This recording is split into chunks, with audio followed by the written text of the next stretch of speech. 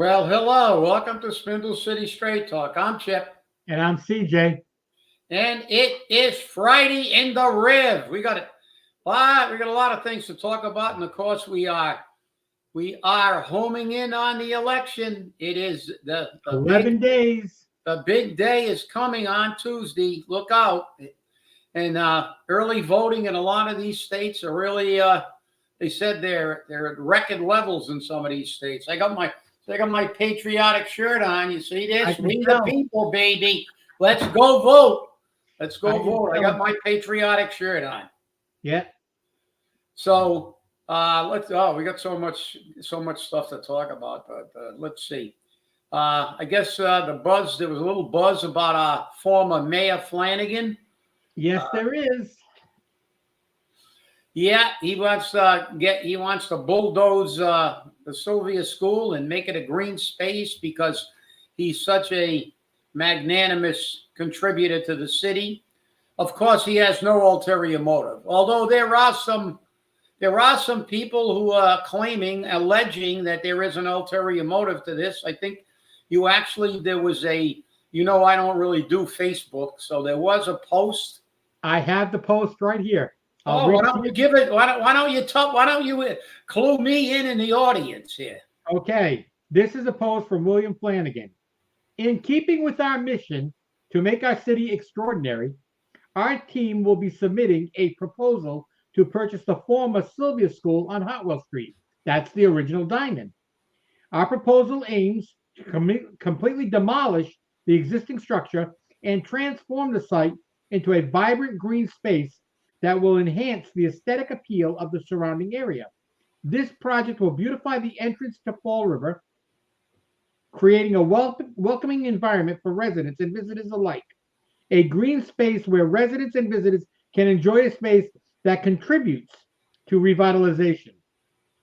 We believe that this development aligns with the city's goals of fostering community pride and improving public spaces. We look forward to working collaboratively with the city throughout the process and welcome any feedback or input you may have. Now, here's the response from Alexander Silvia, who has run for city council in the past. He now lists himself as Alexander Silvia for Fall River. Since William Flanagan deleted my post and blocked me from his page within 5 minutes of posting this, I'll post it here so the community has all the facts with this. So Flanagan, the guy responsible for the unsuccessful redevelopment and eventual demolition of the NB boarding school and Healy School, now wants to buy and demolish one of the remaining historic schools, the city, the original diamond, no less, which Fall River was only able to get back because it found the purchase and sales agreement that didn't go missing under his mayoral administration. Gets to be very interesting. Now, there's already, again, none of this can be proven, but there's already allegations and rumors and all this other stuff going around that he doesn't want to buy it for green space. He wants to buy it for easier access to his store. I don't know how accurate that is. I'm not going to say it is. I'm not going to say it isn't. But it makes sense. Cut down the Silvia School and put your road into the store. It only makes perfect sense that way. So I'm not exactly sure if that would be accurate, but it's a plausible. Oh yeah, it is. It is. You heaven forbid the guy that's now making millions is gonna try to get more money by getting better access to his facility. And what is that green space? Is that a replacement for the green space we were promised in the Duval corridor? It's now stuck full of buildings. These people, they just lie. They just lie and lie some more. But I got to give him credit. Unlike Paul, he's a pretty good. You could tell he went to law school. He writes that was a well-written pile of BS. But what did it start out with about throwing bouquets at Fall River? I guess he didn't realize we just got voted the 7th worst place in the state of Massachusetts to live in, and I actually protest that. We should be at least in the top 5. I don't believe Bedford is worse than us. You're right. You're right, David. It doesn't make any sense. And the other question is, if Flanagan does take over this quote unquote green space, is he going to insure it? If somebody gets hurt on that green space, is he going to insure it? And is he going to pay the taxes on it? Now, several years ago, Carlos Cesar had a perfect idea for that Silvia School land. That was to create an open space for an event area. Carnivals, rodeos, car shows, an area where all of that could happen. It's right off the highway. It wouldn't be a problem.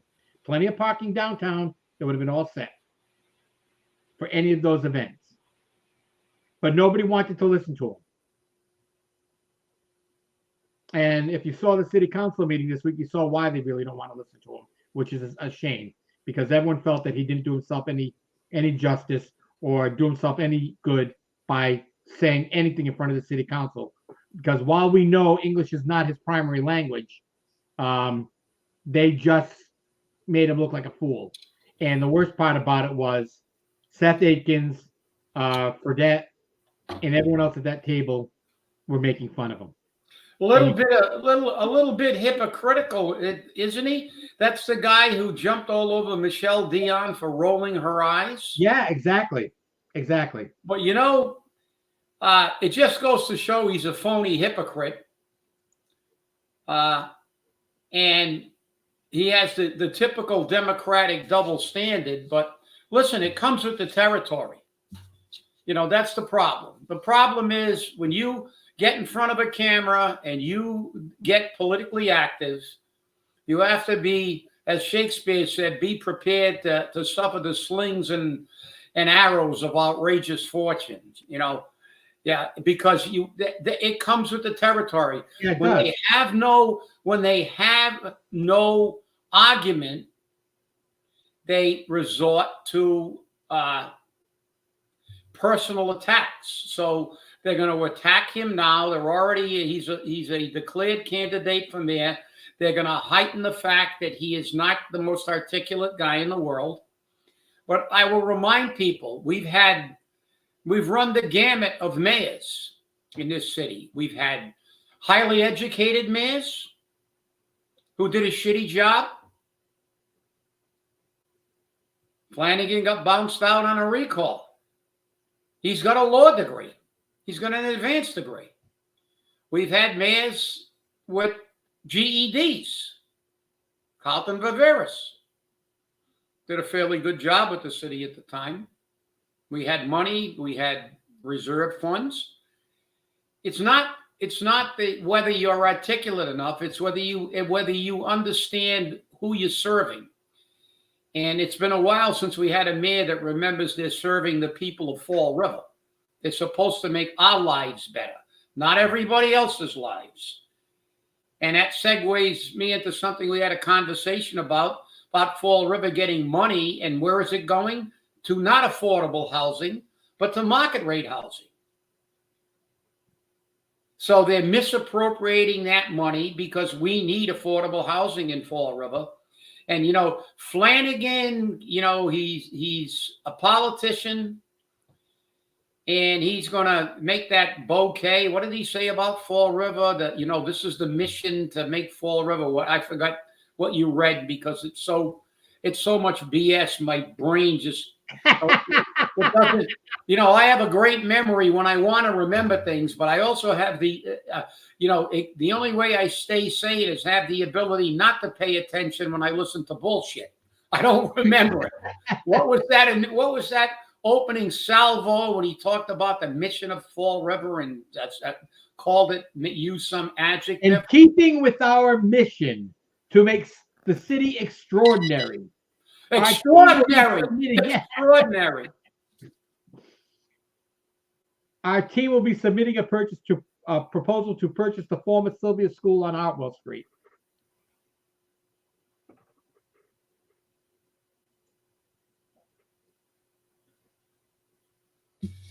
Yeah.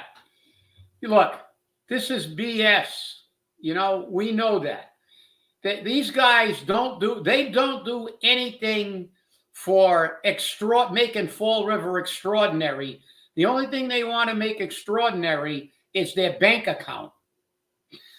So don't give me that crap. I may have been born at night, but it wasn't last night.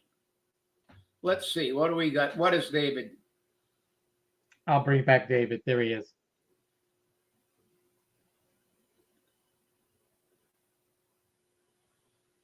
Yeah. Look, green space is nice. Affordable housing is better. Critical. Yeah.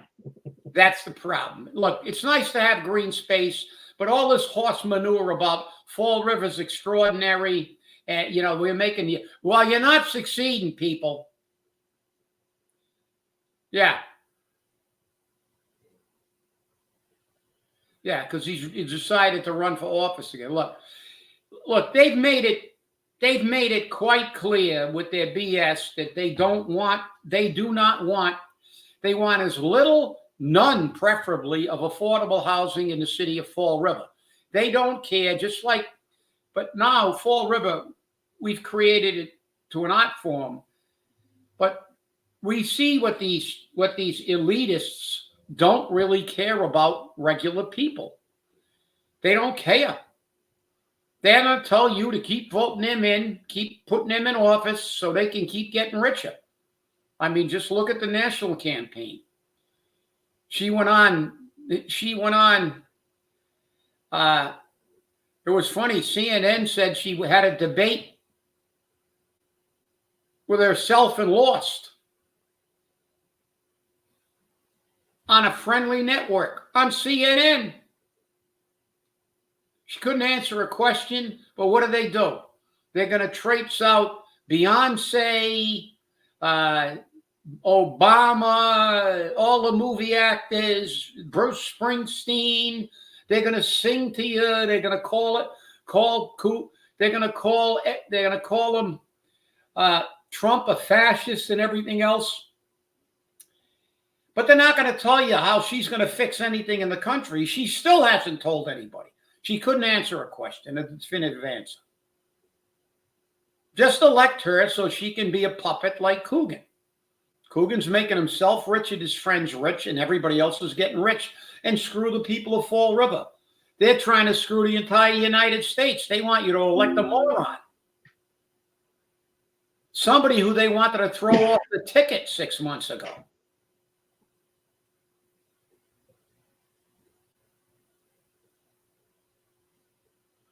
Oh, I don't blame him. I mean, this Healy is just, I mean, it's pretty bad. Yeah, Jeff, sorry you're having a problem, but all she cares about is her wokey agenda. She's making sure that illegals get plenty, and while the state burns down around them. Look at the housing.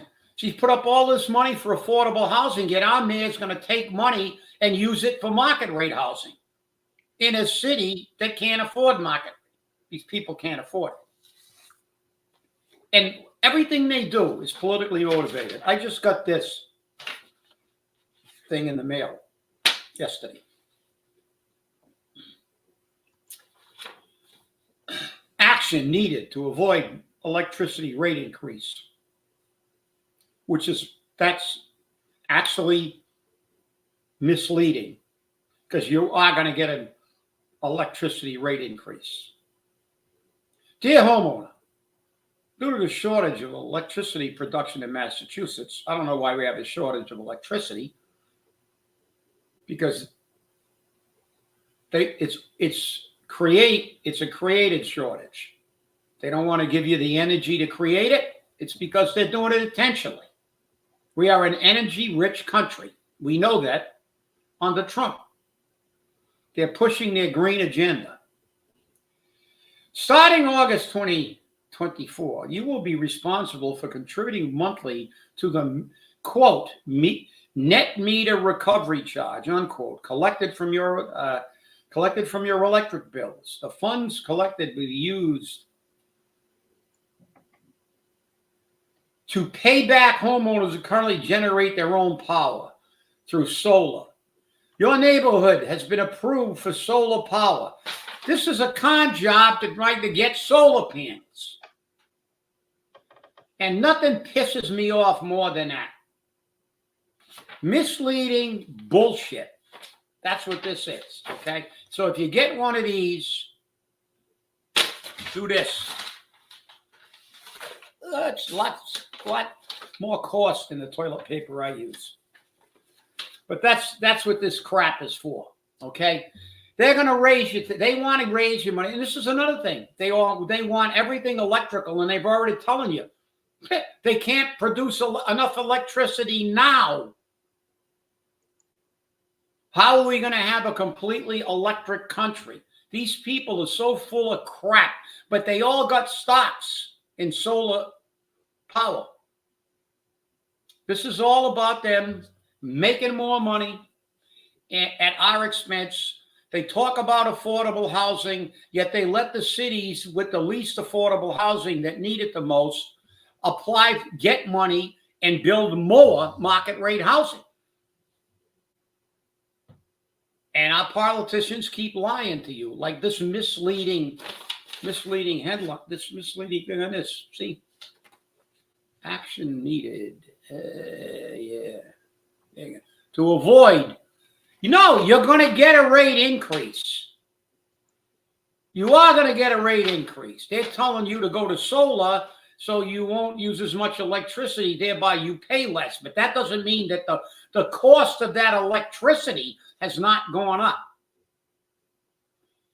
I mean, they send this out with the assumption that people can't read and understand. So this is another thing that aggravates me. This is why I hate politics. This state is, and Maura Healey should never be reelected. Never be reelected. This woman is a catastrophe for the average person in this state. She doesn't care. All she cares about is a woke agenda and the hell with the regular people. But she'll pretend that she cares. So, and with that, I've done a little bit of research while you were chit-chatting away on net metering. Yeah. Here's what net metering is for people who don't know. Okay, net metering. If you're a customer of a regulated electric company, which everyone in Massachusetts is, Eversource, National Grid, Unitel, you may net meter. Net metering allows you to generate your own electricity to offset your electricity usage. Common examples of net metering facilities include solar panels on a home, wind turbines at a school. The facilities are connected to a meter which measures the net quantity of electricity that you use. When you use electricity from the electric company, your meter spins forward. When you generate excess electricity and export electricity to the electric grid, your meter spins backwards. Massachusetts does not differentiate between behind-the-meter net metering, electricity generated consumed on the same site it is generated, versus virtual net metering, electricity generated consumed at a site other than where the electricity is generated. So net metering is only for people who have solar or wind energy in the properties. Yeah. Well, look, the bottom line is the government, our government, is being a marketing agent for solar and wind because they all got stocks in it. This is the whole problem. This is the whole problem. These people are actually, this is their agenda. The woke Democrat climate idiots who are all millionaires and pollute more than we ever did. They're all making money off this whole con. And now you actually have the government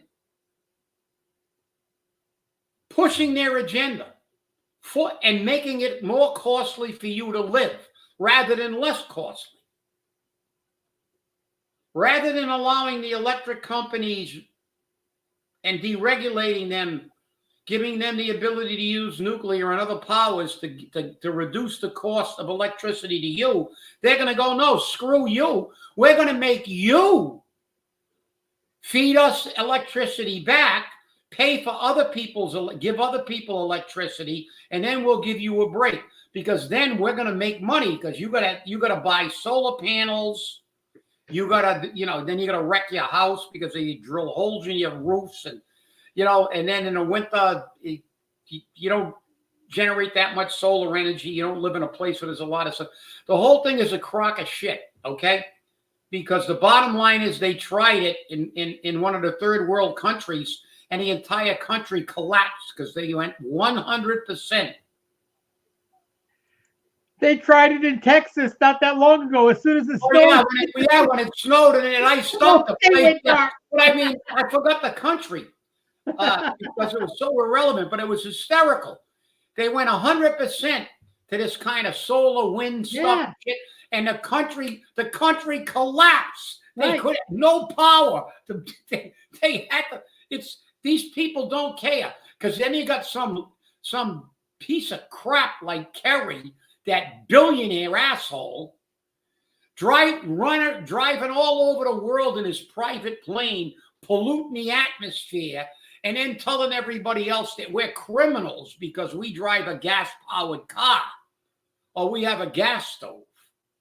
That's why these people aggravate me, because this is what they do. And then and he's so arrogant and elitist that when he's called on it, he says, wait a minute. I'm important. Don't you know who I am? I have to get places so I can pollute. I need a private jet. You can't you can't have anything that's going to pollute, but I need a private jet. Oh, the Menendez brothers. Oh, my, that was, I don't know. Did you watch Court TV? They did a really good thing on the Menendez brothers and about Gascon. Gascon only did this because he's in deep trouble of getting reelected in California.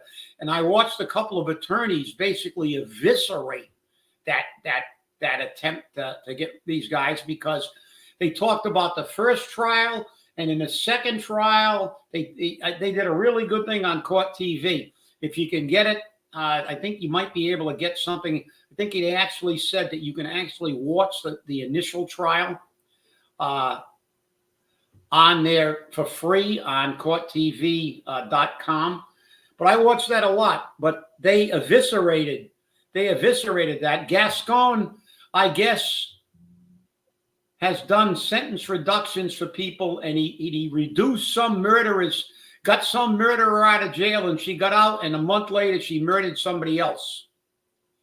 So he's in deep doo-doo. This was a political move on Gascon's part, and of course of the liberals, because they had a Netflix documentary, which of course gave a yeah, but that's right. He's doing it because he's in deep trouble. He's been recalled a few times, and now they said in his re-election bid he's in big trouble because he's had some major problems with people he released from jail committing crimes, and he did that as a PR. They did an absolutely excellent job on Court TV. They had some lawyers that just ripped them apart. The interesting thing about this, Menendez case is that they were sentenced to life without a chance of parole. Mm-hmm. Now they're saying that because it was before they were 26, that sentence should be reduced or changed. So they want to submit it not for a new trial, but they want to submit it for resentencing. Resentencing. Yeah. And if it is submitted for resentencing and they get what they're looking for, they could be released from jail almost immediately. Yeah, time served. And the family wants that. The family wants the two brothers to come out. I mean, I don't know if you saw a picture of them recently. They look like crap. But it's going to be very interesting to see how he justifies that, because he's got a bad reputation and a bad history. Well, I can tell you, because I watched his speech. I watched the press conference. It was all hyperbole.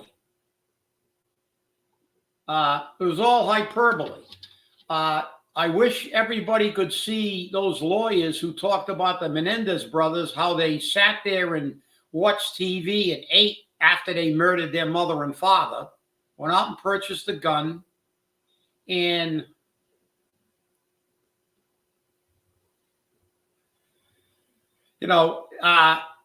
they really said that what they did was a heinous crime and they deserved a sentence. And they had one of the prosecutors that prosecuted was involved in a case, and they gave you a completely Gascon. This was a completely political move.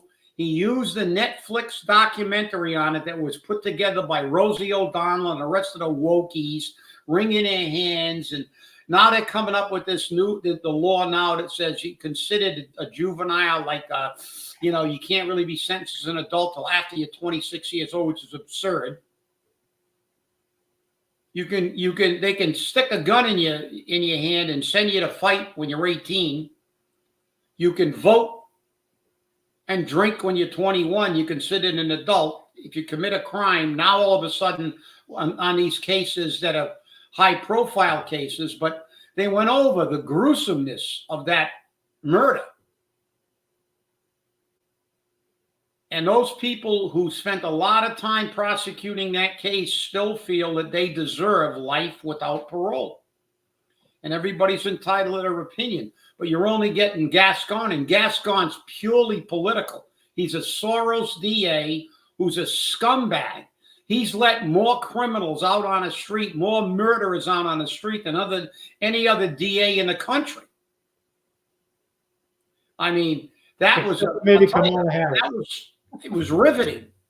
I watched Gascon's press conference. You can probably get it on YouTube, I guess. I don't know. You might be able to get it. You might be able to get it on courttv.com. But they ran the press conference. I watched them. If bullshit was bricks, he could have built 5 chimneys to the moon and had bricks left over. You could tell this guy is the most political phony in the world. And then after he gave that press conference, they had the lawyers getting on and telling you all the issues he's had recently, and he's in big trouble. So he's doing this for political reasons, and he's using the Netflix documentary as his vehicle. So, look, politics is a horrible thing, but, I guess we've forgotten that when this country was created, they told us that they were supposed to be working for us. We the people of the United States, in order to form a more perfect union, establish justice, ensure domestic tranquility, provide for the common defense, and promote the general welfare for ourselves and our posterity. We do ordain and establish this Constitution of the United States. Well, it's all about the people. We the people of the United States, the preamble. This is supposed to be about protecting us, not letting murderers out of jail, not letting illegals rape and kill people and then say, oh, well, they commit less crimes than on an average. Of course they do. There's only 20 million illegals. There's over 350 million Americans. So figures don't lie, but liars can figure. Of course, more crimes are committed by legal Americans because there's a hell of a lot more of us than there are of them.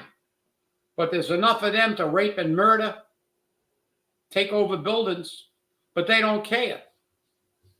Somebody better realize that the Democrat elitists think they're insulated because they got money. They can hire their own security forces and everything else. We got to live in the cesspools that they create. The people now have to suffer a San Francisco that's been destroyed. And by the way, I always talk about Detroit. And it was funny because they were trying to make Detroit pretend Detroit's pretty cool. But a lot of people don't realize Detroit has been in Democratic control for over 50 years. And they actually Detroit declared bankruptcy in 2010. Did you realize that? They went into basically receivership. Yes. In 2010. So this Our is what guest finally was able to make Hello, Jeff. How are you doing? Took you Hello, long guys. I hate technology. I really do. People have a problem connecting with their Well, phone all the time. you give yourself credit. You figured it out. That's right. You finally got here. 32 minutes. You finally got it here. out. Well, I think you lost a little bit of hair by trying to get on. I think you're trying to catch up with me. I don't know. so I know you guys were discussing on the issue with Flanagan, and I just want to get my 2 cents on that. Yeah. Now, I support historic city, buildings here. Obviously, a lot of city councilors or other people don't seem to care. Now, I want to get your opinions on this. Are we? Do you think that? And you guys just brought this up. You think he's just doing this for his business, or he just wants to make a grassroots? I mean, we don't really need that, in my book. Yeah. Well, I don't know. He could be. I mean, it makes sense. I mean, there could be more than one motive for this thing. But the reality is that the thing that disturbs me most about this whole thing is they pretend this is another thing that's going to, like, all of a sudden create some massive impact on the city of Fall River, which it isn't. Of course. We have to weigh the historical business. But look, this is what disturbs me more than anything else is every time they do something like this, they wrap it in this cloth of this is going to be so wonderful we're going to be extraordinary now. When they named us the Gateway City, it was going to make Fall River extraordinary. When they brought the battleship to Fall River, we were going to be extraordinary. We keep being extraordinary, and we keep getting worse. So, CJ, with that, you can give your opinion. So, this is what bothers me. From a PR standpoint, it sounds wonderful. Yeah. From a PR standpoint, it sounds wonderful. For actuality, I have to kind of side with Alexander a little bit because it is the last historic school in the city. Yeah. That the city owns. The original diamond. That's the original diamond. Yep. And people miss it. I mean, what's the historic commission or the historical society or whoever it is that he's representing going to do with the property? What are they going to do with it if they take it? That's a big question. Are they going to demolish it? Are they going to make it a green space? Are they going to, like I said in the show, Carlos Cesar had a good idea of demolishing all those buildings and making an event center. An area where things like the carnivals and the rodeos and car shows and things like that could happen. Because during the time when those things are going on, parking downtown is available.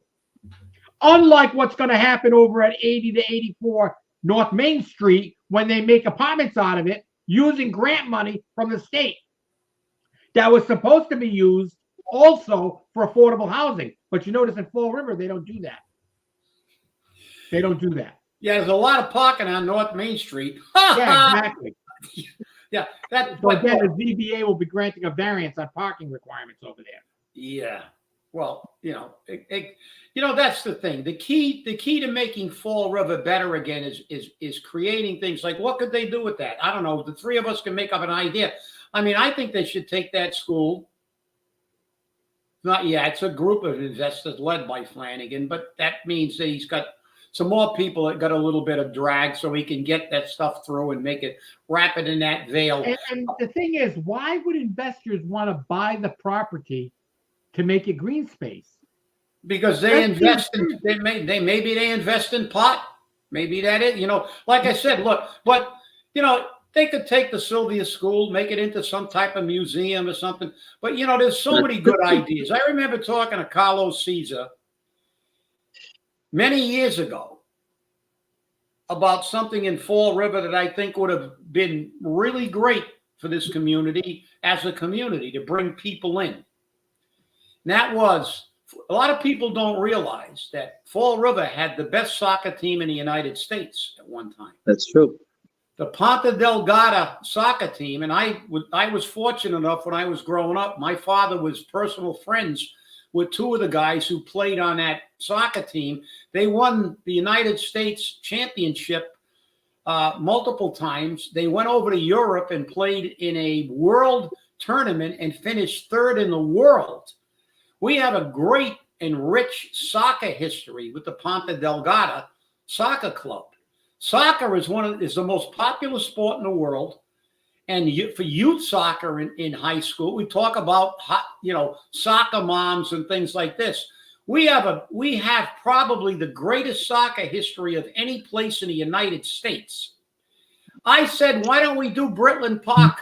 That used to be a field. Why don't they redo Britland, create a stadium, and apply an idea I saw that worked in North Carolina, which generated a ton of money for the community? They had a softball tournament that was open to all the traveling softball teams for girls throughout the country. I went down to North Carolina for a week. That tournament lasted a week to watch somebody play softball down there. I had to get a hotel. You had to eat out. You had to frequent the businesses, and you had to stay in that community. And in North Carolina, that created a tremendous amount of money for that community. Brought people in, and they could introduce other aspects of that community. Why didn't they do it? Who knows? They won't do anything like that because it'll help the actual people. No, they're going to make a green space. You know what's going to happen with a green space? They're going to be pulling the tents down off it in about 6 months after they build it. So yeah, it's nuts. Well, speaking of buildings and historic schools, I think my main issue is the Volt School. Did you guys watch the Tuesday's council meeting? I spoke about it briefly in the beginning of the show. Okay. I found it disingenuous. I'm going to use big words. Okay. Disingenuous of the city administrator and the city's assistant corporate counsel to sit there and make fun of Carlos. But I agree. At the same time, I find it disingenuous of Carlos and of Faith to be there to complain that Faith no longer has a place for the Gates of Hope because she signed the deed. And again, the board of directors, to the best of my knowledge, and you're on the board, so if I'm wrong, correct me. I am. Never met to agree to sell the building or to transfer the building to the city. No, If no vote was taken, that transfer deed is illegal. It's illegal. And the only thing all Carlos had to do was go to court. The hell with the lawyer, go to court and say to the judge, Your Honor, the reverter clause was contained in the purchase and sales agreement. A purchase and sales agreement becomes null and void at the closing of the building. That's all he had to say. And the judge would have sided with him because that's real estate law. That's real estate law. You're right on that, CJ. My biggest peeve and complaint was earlier this year, we all discussed of just because before I got onto the board, his idea is when he purchased the school in 2014. This is before me. when I got involved this during the after COVID issue, of course, he was trying to get things fixed in the building. Obviously, that didn't work out well on his part, unfortunately. But I have there to was a lot. blame him for that. I have to blame him for that. I'm sorry for interrupting you, but I have to blame him for No, that no. because he was able to put together trips to Portugal, to New York, to casinos, and he never was able to put together a fundraiser or a collection for the building. And I told him regularly, you need to start raising money for the building. Oh, no, I can't do that because I want to make these trips affordable so people can afford to go. It's going to hurt. When you're running for mayor, it's going to hurt. You got to ask people for money. And that was the problem behind that building. No money was being generated in the sense of fundraisers. But at the same time, shame on the city because Michael Dion was approached several times for money. Denied. Okay. The CPA board was applied for money. Denied. Okay. They were told you have to get rid of the asbestos first. So they spent thousands and thousands and thousands of dollars to get rid of the asbestos. And they were still denied after that. Yeah.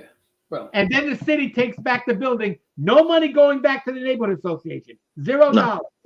$0. Okay? And they're getting a building that's already had the remediation done. So whoever gets that building is getting a walk-in profit right away. All I can say is, from my take, is that it in a way the neighborhood association got screwed because they kept raising up they increased the water recently. Every year they do, and Carlos barely uses the water there. Doesn't even when I heard false information on condemned, that's a lie. Because the building, I went in there a few times. I don't know if you guys have, but I have a few times. I just found it from the city, some councilors and the mayor just made some false claims, and he just wanted to get that building cheap on the dime, and it's just sad. Yeah, well, what makes it interesting is Carlos was offered $70,000 for that building. Yes, okay? That's true. And we agreed. And the city denied him the opportunity to sell that building. But when David Hebert went to sell his building, the Lincoln School, he was able to sell the building. They let him sell the building for what, $750,000 or something like that? Around that.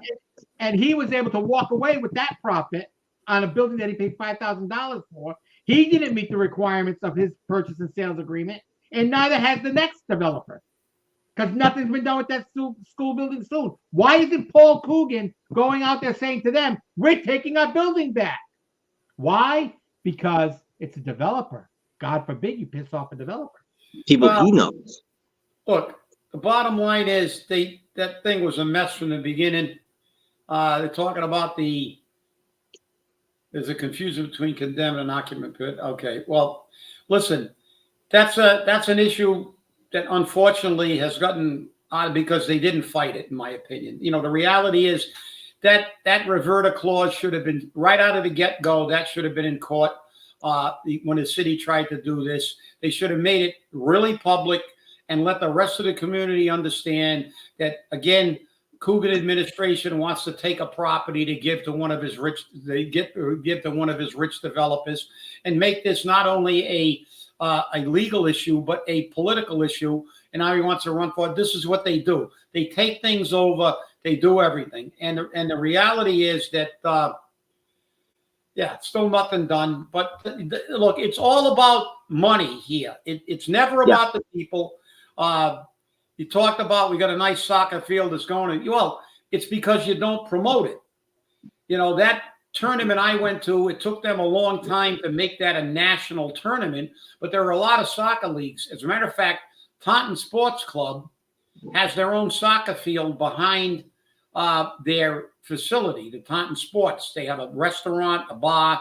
They have they have their own soccer team. There are men's soccer teams that play a lot. At one time in his city, when the Panthers were around, there was a soccer game in every park in the city of Fall River. Soccer is a very popular sport for youth, and there are still a lot of soccer teams in the area. So the first thing you have to do is get a facility, then promote that facility, and then enhance that facility. But then that's for the people. You see, they're going to do all their efforts are always focused on getting their rich friends richer. That's all they do. That's all they do. And it is retaliation against Carlos. He never got along with the mayor. And the thing is that even if he did get along with the mayor, he would have been told by the mayor, we want this facility, give it to us. Well, I will say this because, before I got on, he allowed the neighborhoods to park in the school. And I find it, again, when I was sitting at the chambers, I've seen Laura asking him, well, you weren't being too good for the neighbors. It's his building. If they wanted to park there for like $20 a week or a month, that's not a lot. That goes to the building. That goes to the water or the electric.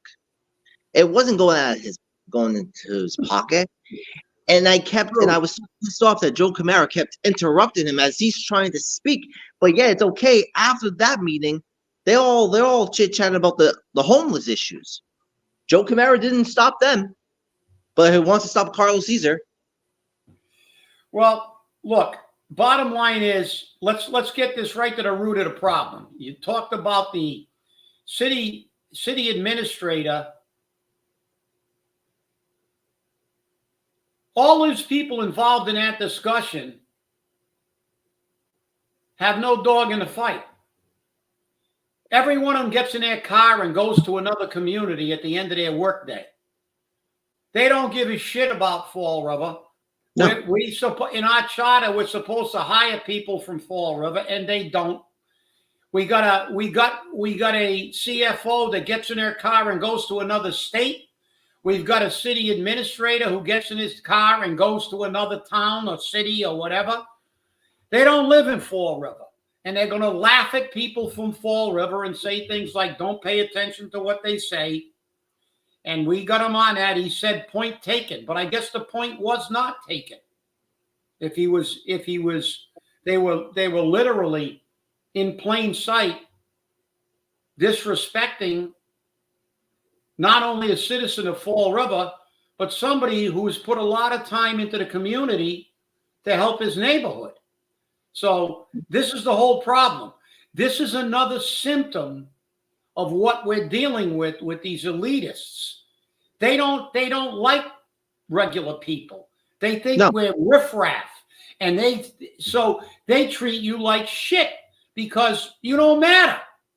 You don't have the money. It's obvious. And that's why, but pisses me off is the 40,000 people that stay on their asses and don't vote. Go get a mail-in ballot if you're too lazy to go to the polls. I'm going to go to the poll just so they know I'm there and I can make them uncomfortable. This election there'll be roughly around 60% or more that will go vote in the U.S. election, but not for our own cities, which is a joke and sad.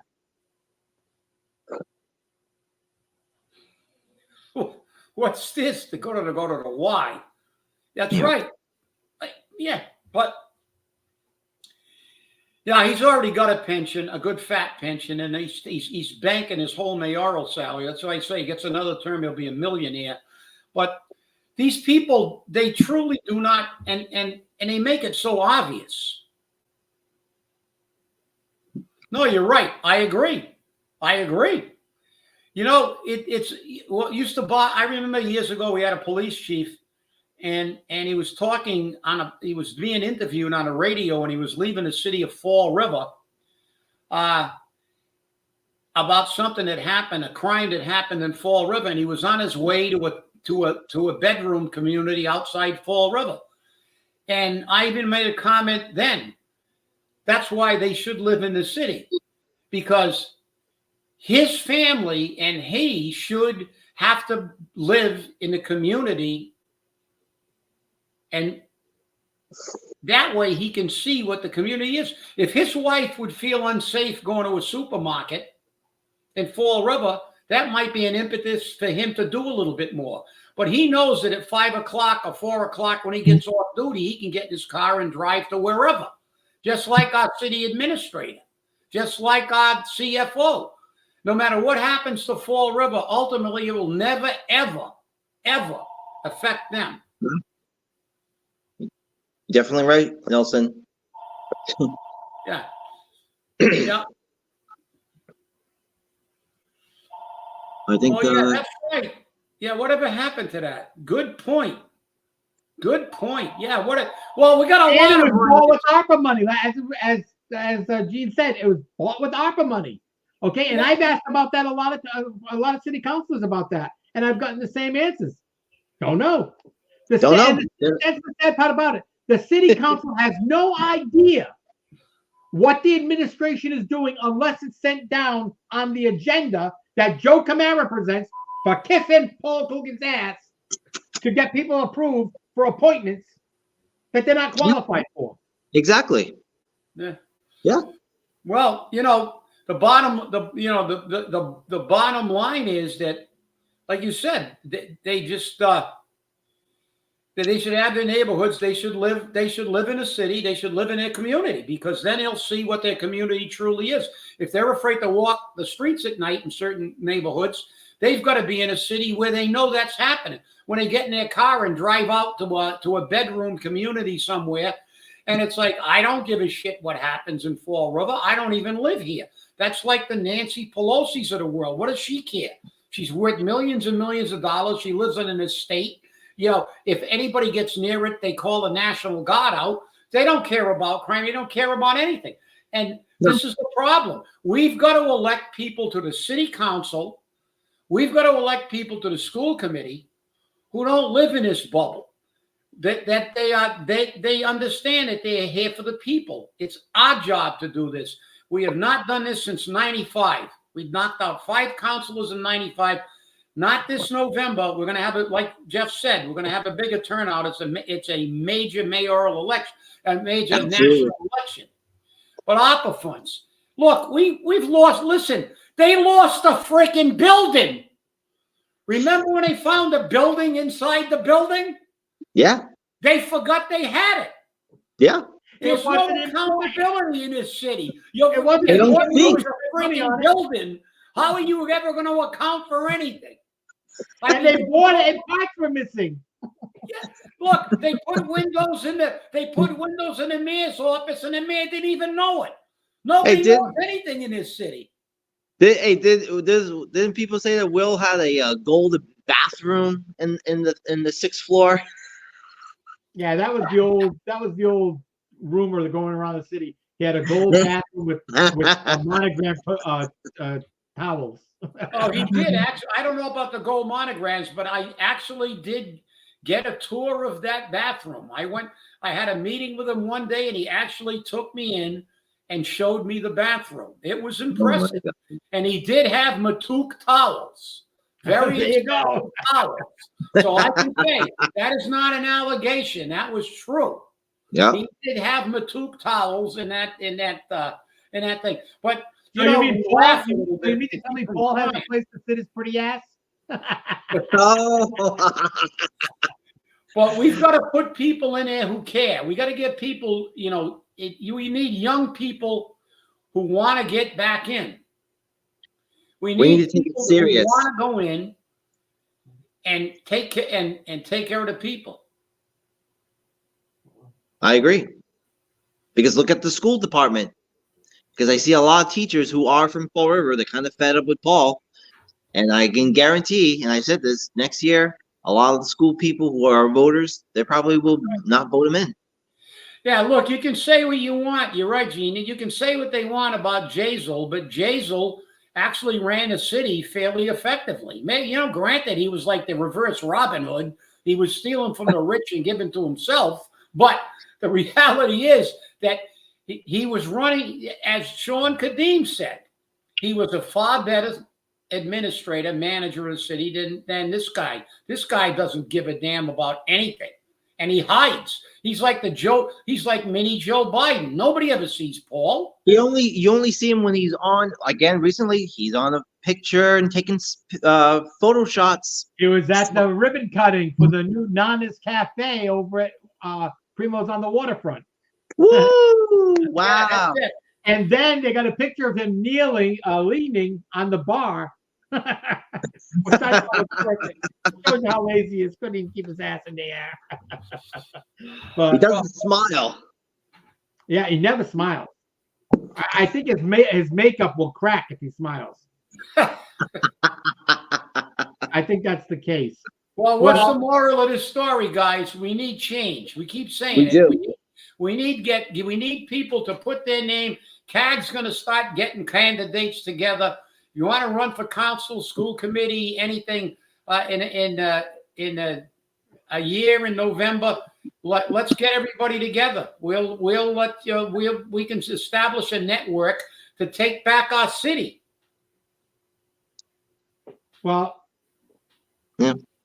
Well, it was true. It's true. Hogan's going to have to get over his hurt ass. How much money will go unaccounted for on the new Duval Street project? Just remember the old Durfee. How much money went on that? And we're still waiting on that. Yep, and we're still waiting to find out. And they never will find out because there's never any accountability. We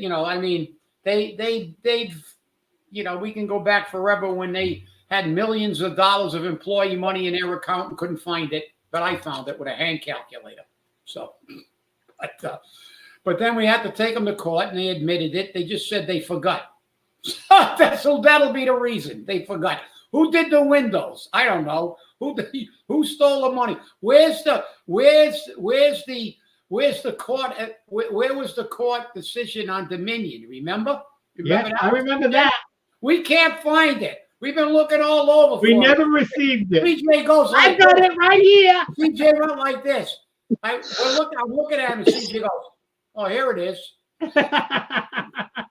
It took them 2.5 minutes to find it on the phone. We got the entire all the F. Lee Baileys in front of the city council going, "We know nothing," but we're all making $100,000 a year. It's crazy. Yeah, that's what Alexander was talking about, Gene. Yeah. About the fact that purchase and sales agreements and whatnot keep disappearing from administrations.